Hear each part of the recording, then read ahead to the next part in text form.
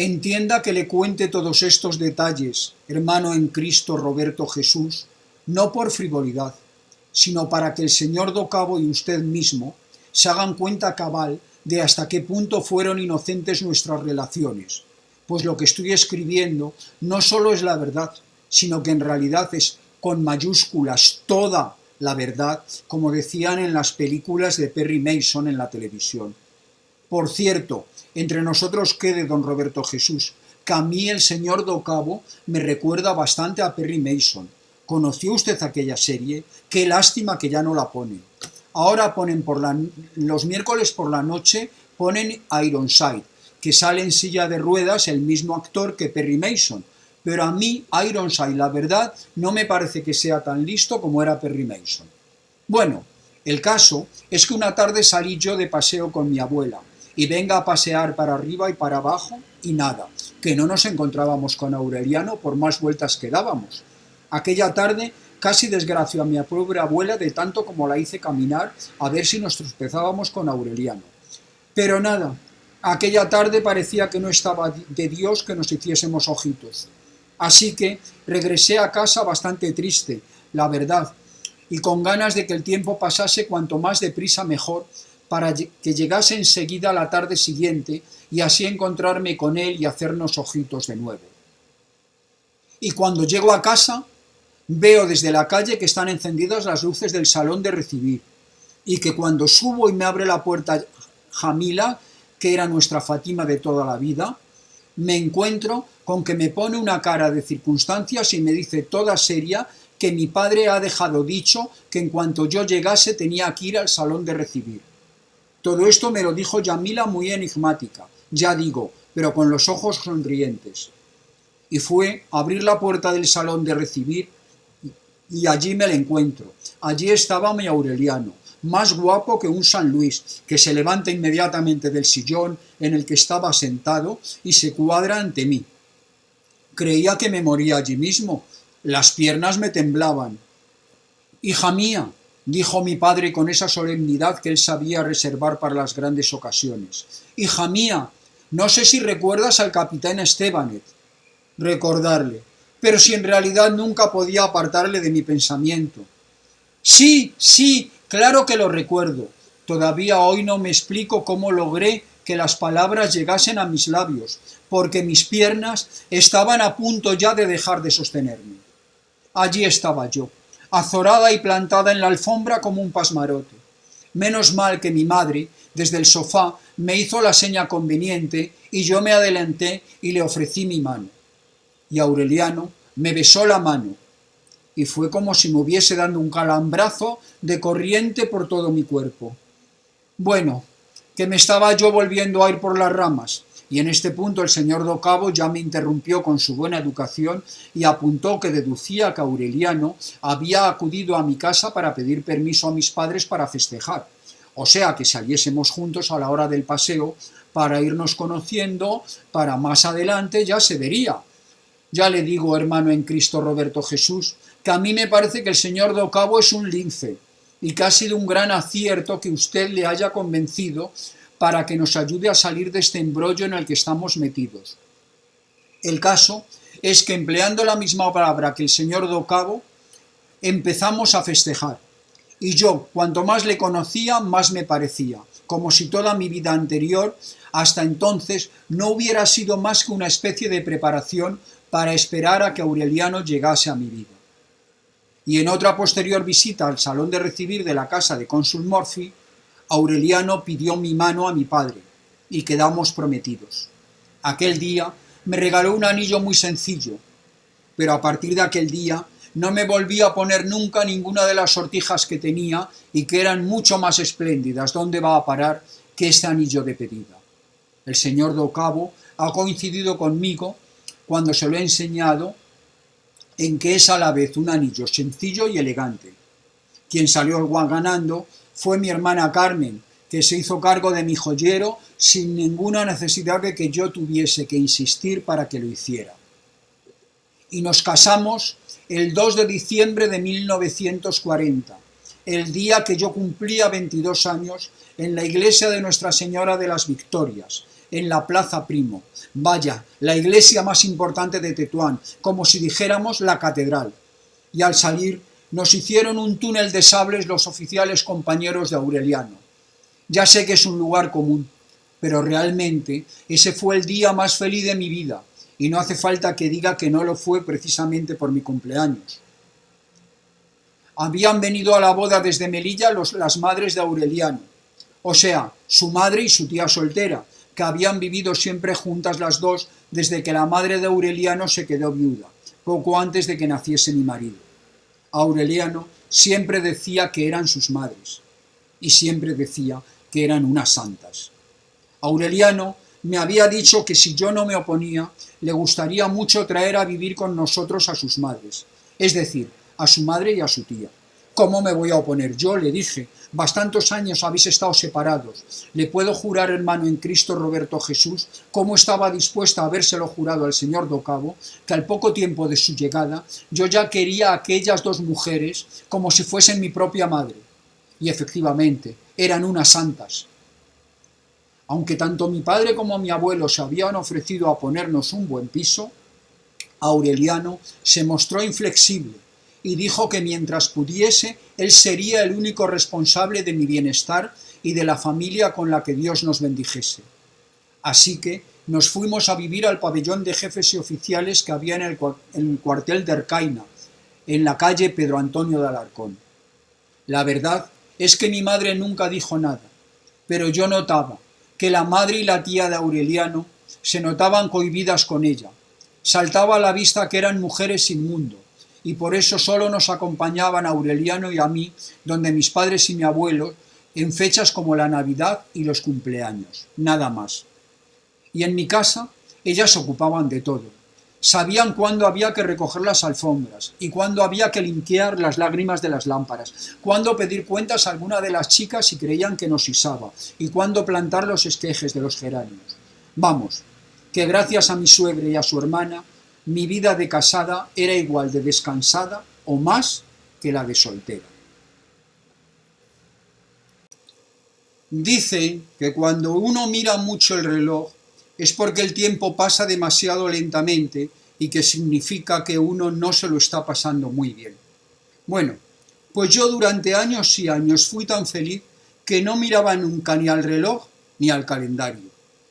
El único pero que alguien desde fuera hubiera podido poner a nuestro matrimonio era que nuestra bien colmada felicidad no fue bendecida por el Señor con descendencia.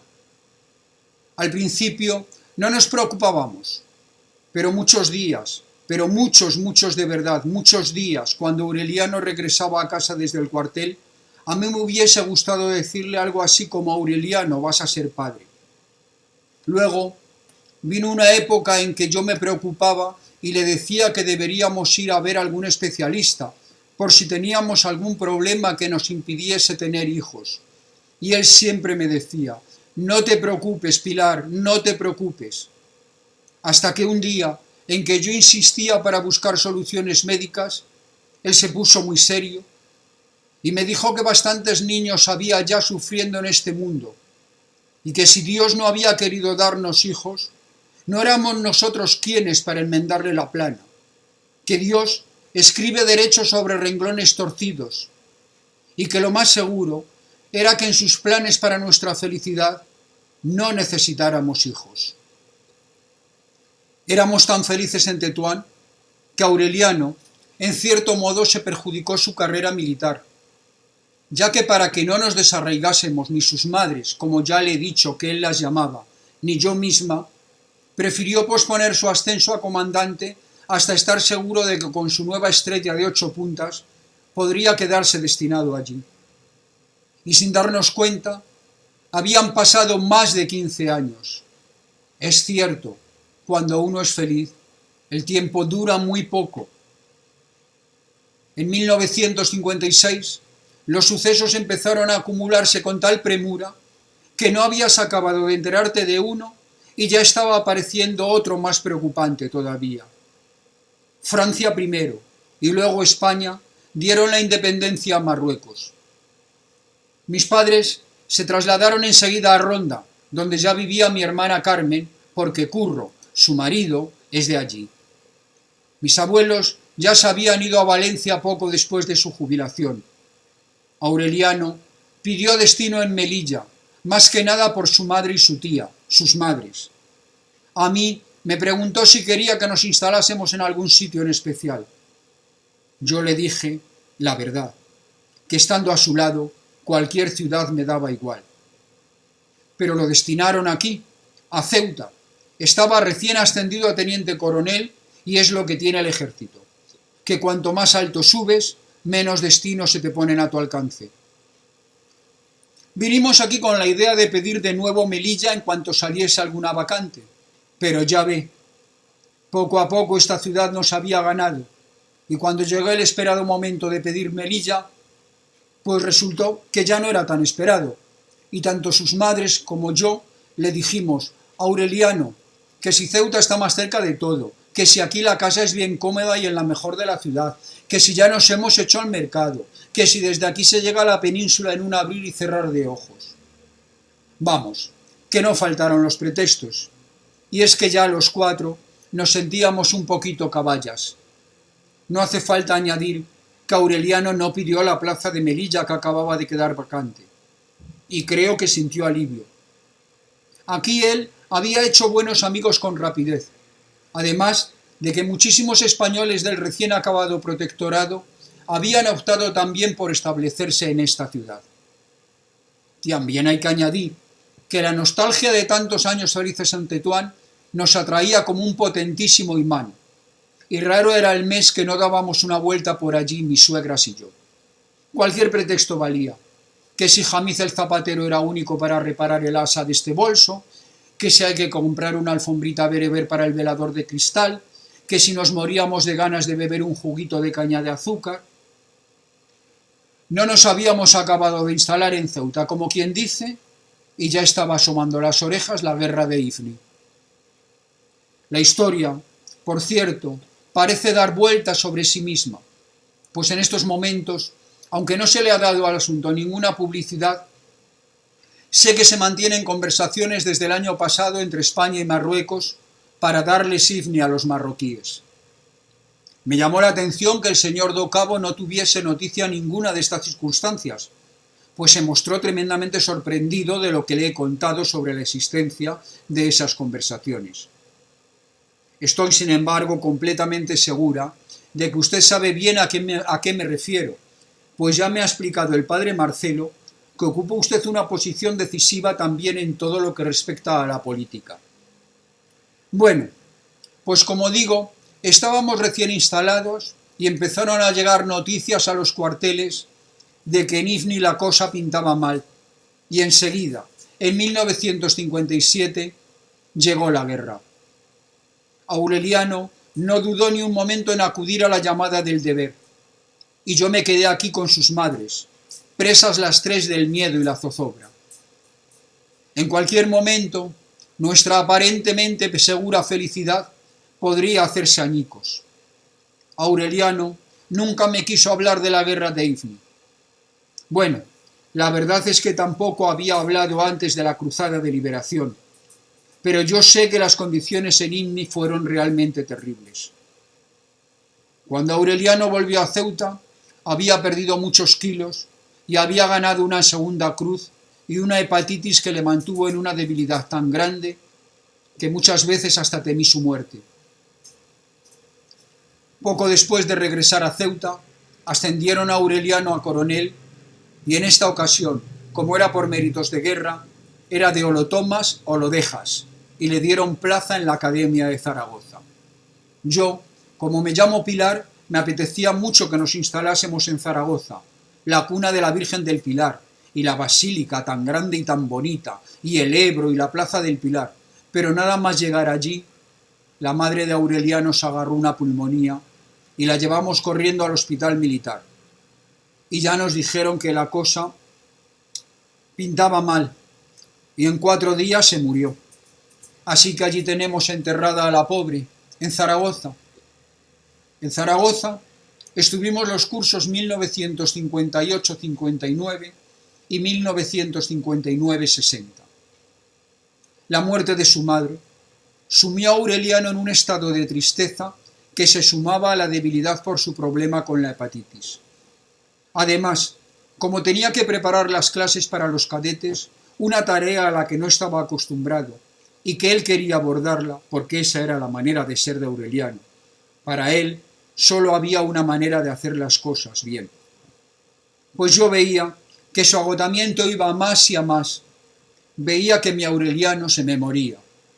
Afortunadamente, el comandante médico que lo atendía, que además había sido compañero de armas de Aureliano en la Guerra de Liberación, le convenció para que pidiese el retiro en cuanto acabase el curso. Así que, en julio de 1960, Aureliano pidió el retiro y se lo concedieron. Nos volvimos los tres a Ceuta, su tía, él y yo.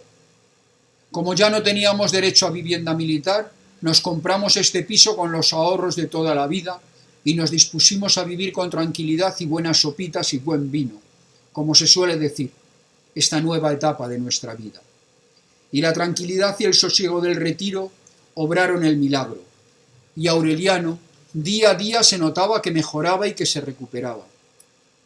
Nos compramos un Volkswagen de esos que llaman escarabajo, un coche buenísimo de fabricación alemana, y muchas tardes nos íbamos los tres a dar paseos por el Hacho, o por el bosque de García Aldave, o cruzábamos la frontera y nos íbamos a pasear por las playas, o a Tetuán, o a Río Martín. La tía de Aureliano también parecía haber rejuvenecido, y la recuerdo eligiendo y cogiendo las mejores piñas del suelo, y luego en casa pintándolas con purpurina dorada y plateada, que cuando llegaba la Navidad, yo creo que todo Ceuta se nutría de las piñas pintadas de purpurina de la tía de Aureliano para sus belenes y sus árboles. También viajábamos a la península, pero cuando viajábamos a la península la tía se quedaba en Ceuta, porque decía que a ella le gustaba dormir cada noche en su cama. Siempre que íbamos a la península, pasábamos unos días en Ronda visitando a mis padres, cada vez más mayores, y a mi hermana Carmen y su curro, siempre inmersos en el vaivén de los problemas de sus hijos. Fuimos a La Coruña por la ruta de La Plata y volvimos por Madrid. Fuimos a San Sebastián y a Biarritz pasando por Burgos y luego volvimos por Navarra y Zaragoza, que llevamos flores a la tumba de la madre de Aureliano. Fuimos también a las Islas Canarias, que embarcamos el coche en Cádiz. También fuimos a Barcelona y volvimos a pasar por Zaragoza y la tumba de su madre. Vamos, que no parábamos. Fuimos también a Portugal y entramos por un sitio y salimos por otro. Y fuimos a Lisboa y a Oporto y en Estoril pasamos por delante de la casa de los padres del príncipe Juan Carlos, los condes de Barcelona. Aureliano y su tía cada vez más jóvenes y más sanos, y yo cada vez más feliz. Los tres habíamos recuperado la felicidad. Además, nuestra felicidad era mayor, si cabe, que la de cuando estábamos recién casados, porque ahora los tres habíamos visto las orejas al lobo y sabíamos que en un pispás pasa cualquier nonada inesperada y todo se hace añicos. Y ¡ay, felicidad! ¿Dónde te has ido que ya no quieres estar más conmigo? Habíamos visto una película en Sevilla, en el Cine Cervantes de la calle Sierpes, que se llamaba Orfeo Negro, y era en Brasil.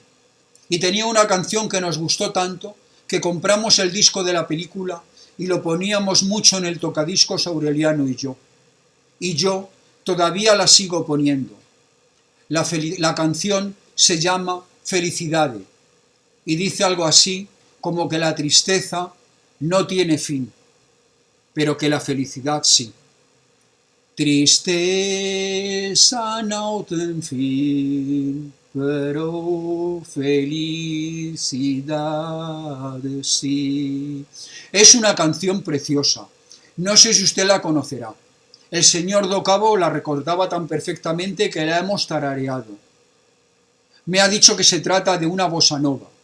Le he dicho que si quería podíamos escuchar el disco, porque yo tengo un tocadiscos estereofónico alemán, Betor Dual, que suena esta canción de maravilla, pero me ha dicho que no, que ya se estaba haciendo un poco tarde. Yo le he dicho que no se preocupara por eso, que yo, y que los pobres muertos me perdonen, me lo estaba pasando muy bien con él, y que me encantaría invitarle a cenar conmigo. Pero me ha dicho que no, que muchas gracias, pero que de ninguna manera. Así que para no ser pesada, me he dicho, Pilar, abrevia, que no vaya a ser que te estés poniendo pesadita, porque ya se sabe que lo poco agrada y lo mucho cansa. Y yo, claro, me pongo a recordar y me puedo poner pelma, pero pelma, pelma de verdad. Es lo que te pasa cuando una ya solo vive de recuerdos. Un día, Aureliano vino a casa muy excitado, porque había visto en una revista de la peluquería que la Mercedes-Benz acababa de sacar un modelo nuevo en Alemania. Vino a casa tan maravillado de lo estupendísimo que era aquel coche, que sin ducharse ni cambiarse de ropa, se fue a la Mercedes-Benz de aquí de Ceuta a preguntar precios y a enterarse mejor. Cuando volvió a casa, venga a echar cuentas para arriba y para abajo porque el cochecito valía un dineral. Y yo, que sabía que tenía a mi disposición la misma cantidad de dinero que mis padres habían ido prestando, es un decir, a mi hermana Carmen y a su curro, porque mis padres siempre han dicho que para sus hijas todo a partes iguales, pues me dije, mira Pilar, que la vida es muy corta, que es el único capricho que se le ha antojado a tu marido en toda su vida, que dentro de nada son vuestras bodas de plata. Total, que me puse delante de Aureliano y le dije, cómprate el coche, podemos, claro que podemos, faltaría más, déjate de hacer cuentas y cómpratelo. Bueno, es un decir, porque comprárselo tampoco era tan sencillo. Ese modelo acababa de salir en Alemania, pero en la casa Mercedes de aquí lo único que podían hacer era cogernos una señal y pedírnoslo a Alemania, y luego teníamos que esperar en la cola a que nos llegara el turno. Así que eso hicimos. Yo creo que no hubo semana que Aureliano no llamase por teléfono o se acercase por la Mercedes a ver si se sabía algo de su coche. Y por fin nos llegó. Nos llamaron un día de la Mercedes y nos dijeron, su pagoda nos llega en 3 días. Por lo visto a ese modelo de Mercedes le habían puesto el mote de pagoda porque su techo decían que parecía el techo de una pagoda. Yo la verdad es que nunca le encontré el parecido. El pagoda de Aureliano era de color rojo cereza, con los asientos de piel blanca, una preciosidad. Tenía hasta cinturones de seguridad y dirección asistida, que es para poder mover el volante sin esfuerzo, algo que muy pocos coches tienen, ni siquiera todos los Mercedes, solo algunos. Luego trajeron algunos más a Ceuta, pero cuando nos llegó el nuestro, la gente se volvía por la calle para mirarlo, y a mí me daba hasta vergüenza. Menos mal que se pasó la novedad y ya no nos miraban tanto. La tía, sin embargo, estaba encantada. Aunque yo una vez me senté en el asiento de atrás y me pareció incomodísimo, a la tía parecía no importarle, y en cuanto pasábamos la frontera de Marruecos, se ponía a decir a Aureliano que si es que ese coche no podía correr más. Yo me reía. Éramos tan felices los tres con aquel juguete nuevo color rojo cereza. Y ya he dicho que yo había insistido en que Aureliano comprase el pagoda, aunque fuese tan caro, porque era como si fuese el regalo que nos hacíamos a nosotros mismos por nuestras bodas de plata. Pero ya ve, el hombre propone y Dios dispone. Aureliano no llegaría nunca a nuestras bodas de plata. Se mató. Aureliano se metió con el pagoda debajo de un camión en la carretera de la Cuesta Colorada, viniendo de Tánger, la tarde del 30 de mayo de 1965. Era domingo. Ayer hizo 4 años. Habíamos planeado ir a Tánger los tres. Nos encantaba oír misa en la catedral y comer luego en el jardín de un restaurante que había en una casita en Brooks, a medio camino entre la catedral y el consulado español, que lo lleva Mercedes Huitas, una mujer encantadora y que se come muy bien. Pero ese día yo me levanté con la jaqueca y como los asientos del pagoda eran de piel blanca, preferí no ir, ya se sabe. Y la tía salió diciendo que se quedaba conmigo por si necesitaba algo. Mis jaquecas han sido siempre muy fuertes. Total, que Aureliano dice que entonces también se queda él. Ay, si me hubiese callado y Aureliano se hubiese quedado con nosotras en casita. Pero lo que está escrito, maktub, que dicen los musulmanes, y no hay vuelta de hoja. Yo, que sabía cómo le gustaba pasearse en su pagoda, le dije que ni hablar, que no le quería ver por casa. Bueno, pues entonces me voy a dar una vuelta por García Aldaba y me vuelvo para comer, dijo.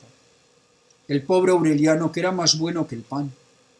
Que no, le dije yo, que tú te vas ahora mismo y te vas a Tánger.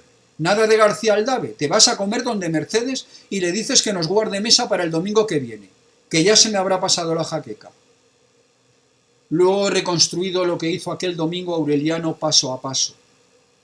Llegó a Tánger, oyó misa en la catedral y comió donde Mercedes Guitas, y le dijo que el domingo siguiente volveríamos los tres. Como le vio tan solo, Mercedes se sentó con él a tomar el café y le invitó a un coñac o a lo que él quisiera. Pero Aureliano había dejado de beber desde la hepatitis y Mercedes se tomó un Marie Brizard. En Tánger están cada vez más afrancesados. Preguntó a Mercedes si sabía cómo estaba la carretera de la Cuesta Colorada, porque él había estado allí muchas veces en un puesto militar que había allí y al que no había vuelto desde la guerra. Mercedes le dijo que la carretera estaba estrecha, pero que no estaba mal. Y la curiosidad mató al gato, como vulgarmente se dice.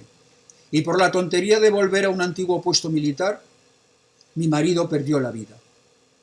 A la salida de una curva, se metió debajo de un camión y yo me quedé viuda. Pero vamos a abreviar, porque veo que me estoy poniendo pelma otra vez. Pero es que como ayer fue el aniversario, y como realmente el quedarme yo viuda es importante para explicar cómo es que yo llegué a la industria cervecera, pues por eso lo estoy explicando. Para mí la muerte de Aureliano fue un mazazo terrible, justo en el momento en que todo volvía a ser felicidad, y cuando él ya no tenía ningún síntoma de la maldita hepatitis, porque se alimentaba bien, descansaba y sobre todo no tenía preocupaciones y estaba más feliz que una perdiz con su pagoda. Si no hubiese sido por la tía, yo creo que me hubiese dejado morir. Pero era verla a ella y acordarme del día en que Aureliano me pidió permiso para traerse a sus madres a vivir con nosotros y decirme a mí misma: Pilar, tú eres responsable de esta mujer y tenéis que rehacer vuestra vida las dos juntas. Y creo que la tía debió pensar algo parecido, porque estuvo muy entera cuando todo el jaleo del accidente. Y solo se le escapa alguna lágrima cuando dedicamos un Padre Nuestro y un Ave María a Aureliano y a su madre, al final del rosario que rezamos cada día en el oratorio de casa, aunque vayamos también al rosario en la iglesia. Ella me apoya a mí y yo la apoyo a ella. Así es como vamos saliendo adelante, las dos juntas. Yo además encontré un gran apoyo en la iglesia, concretamente en el padre Marcelo, que me presentó un grupo de seglares con grandes inquietudes espirituales y con una actitud de desprendimiento cristiano, con una moral muy elevada, todo ello compartido con un inmenso amor a España y ganas de progreso y orden en desarrollo. Le hablé al señor Docabo de nuestro libro de cabecera, Camino, y me dijo que sí, que lo conocía. Este grupo me hizo recuperar la fuerza, y pronto pude comprobar que no hablaban de boquilla, sino que estaban realmente comprometidos con sus ideales y que concretamente estaban muy interesados en instalar una factoría en Ceuta que permitiese impulsar la industrialización de la ciudad y contribuir así a su desarrollo. Poco a poco me fueron explicando que habían llevado a cabo estudios muy serios, empleando para ello las técnicas más modernas de investigación de mercados, que en inglés se llama marketing. El señor Docabo conocía perfectamente la palabra. Y de usted ni siquiera lo dudo, hermano en Cristo Roberto Jesús, pues me consta que usted estuvo al tanto de esos estudios. Y la conclusión de esos estudios fue que para una ciudad como Ceuta lo más aconsejable sería fabricar un producto de demanda constante y masiva, y del cual una buena parte de su producción pudiese ser consumida en la misma ciudad, para poder salir adelante incluso en el caso de que las condiciones meteorológicas y políticas, aunque fuesen adversas, pudiesen interrumpir el envío a la península o a la zona del norte de Marruecos, que serían las zonas de expansión lógica de la producción. Aunque esos estudios no dijeran en realidad un producto determinado, la respuesta lógica del estudio fue cerveza. Además, en Ceuta ya estaba instalada una fábrica de cerveza, Africa Star, que iba viento en popa. Así que se procedió a encargar un segundo estudio para ver si los mercados, o sea, el mercado de Ceuta, más el mercado del sur de la península, más el mercado del norte de Marruecos, serían capaces de absorber la producción de ambas marcas, puesto que el objetivo de este grupo de desprendidos cristianos entusiastas del desarrollo y del progreso no era simplemente obtener buenos beneficios en el mundo de los negocios, ni obligar a África Star a echar el cierre. De lo que se trataba, lo que ellos querían era desarrollar el tejido industrial de Ceuta y no cerrar una fábrica. Su objetivo era crear nuevos puestos de trabajo y no perder los que ya había. Yo me iba quedando entusiasmada con el proyecto a medida que iba conociéndolo cada vez mejor. Me pareció muy hermoso y patriótico. Discretamente supe que ellos habían reunido ya las 3/4 partes del capital necesario para que ese proyecto pudiera convertirse en realidad. Yo no dije nada hasta estar segura de poder ayudar. Me fui a Ronda a hablar con mis padres y con mi hermana Carmen y su curro. Mis padres se pusieron tan contentos al verme tan entusiasmada y tomamos la decisión de vender 2 edificios que todavía conservaban en Tetuán. Uno en la calle Cardenal Cisneros y otro en Mohamed Torres, y que llevaban ya unos años queriendo comprárnoslos una inmobiliaria de Casablanca, y que sus alquileres valían cada vez menos, y cada vez le daban a mi padre más dolores de cabeza, y cada vez se sacaría menos por la venta. A mi hermana Carmen y a su curro también les pareció muy bien, porque con su parte se podrían comprar una buena finca de naranjos por la zona de Antequera, que ya la tenían echada el ojo. Además, yo hipotequé esta casa, que es muy buena y que vale un dineral. Hablé con el director del Banco Hispanoamericano y lo preparó de tal modo que yo podría pagar las cuotas de la hipoteca con mi pensión de viudedad en el caso de que las cosas viniesen mal dadas. O sea, que yo no me quedaba en la calle por mucho que se torciesen las cosas. Y además lo que teníamos ahorrado en el banco.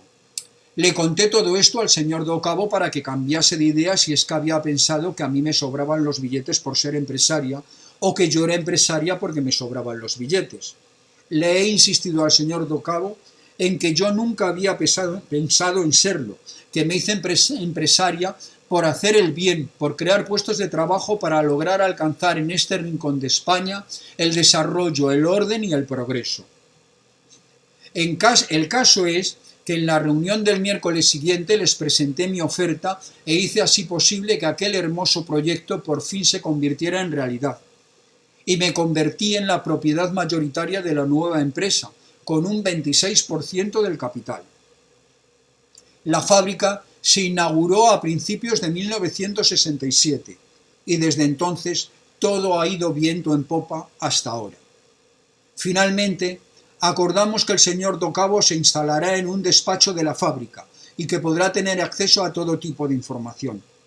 También le ofrecí poner un coche a su disposición, pero que por el momento, me dijo, no lo juzgaba necesario. El señor Docabo se fue de aquí a las 9 de la noche, sin querer quedarse a cenar pese a mi insistencia, pero no he querido parecerle pesada en nuestra primera entrevista. Y yo, hermano en Cristo Roberto Jesús, espero haber cumplido con mi deber contándole todo lo exhaustivamente que mi memoria me ha permitido el desarrollo de la entrevista. Su afectísima hermana en Cristo, Pilar Burgos Recarte, viuda de Estébanez.